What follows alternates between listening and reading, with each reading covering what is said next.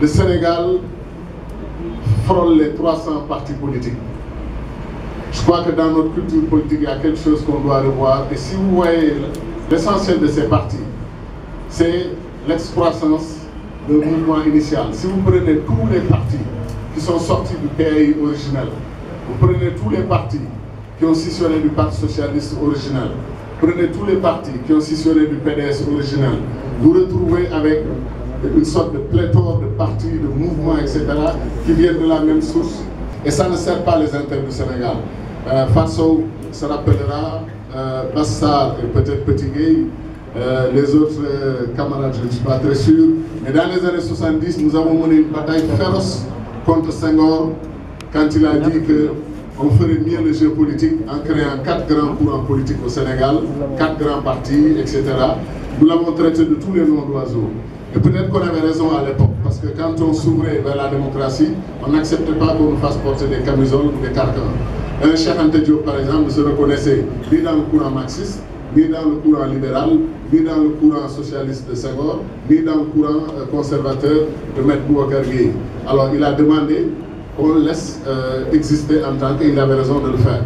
Donc aujourd'hui, nous, on n'en a pas vraiment discuté dans le détail dans cette coalition, mais notre message, peut-être endossé par tous les amis, c'est qu'il est temps que les Sénégalais se regroupent par affinité. Ce que nous avons tenté ici, nous venons d'horizons divers, de pratiques politiques diverses, etc. Mais nous nous aimons en tant que nous sommes des compatriotes, parce que nous aimons notre pays. Je reconnais la valeur intrinsèque d'un jeune Mohamed Diallo. En l'appelant jeune, ce n'est pas pour diminuer sa valeur, bien au contraire. S'il est dans notre cours avec nous, ça prouve son talent et ses capacités de leadership que nous avons tous vues et reconnues et que nous saluons. Donc, le fait de reconnaître sa valeur ne diminue en rien ce que moi je peux faire ou ne peux pas faire pour mon pays. Donc, de ce point de vue, il est temps que les gens se regroupent. Essayons de ramener les 300 partis à une dizaine de partis, quinzaine de partis, c'est possible. Rien ne nous empêche d'avoir ces convergences fondamentales et de les bâtir. De la même manière, moi je crois qu'il y a eu un malentendu profond quand on a parlé de listes indépendantes. Moi j'ai des amis transporteurs qui sont venus me dire, on nous a dit que si on ne peut pas entrer dans les listes des grandes coalitions, il faut aller créer nos listes parce que maintenant les listes indépendantes sont autorisées. Mais si à ce rythme, un pays comme la France aurait 3000 listes ou 5000 listes ou 10 000 listes, ce serait totalement incompréhensible. Et voilà un pays qui a 47 millions de votants, 47 millions d'électeurs, et hier ils avaient 8000 et quelques candidats.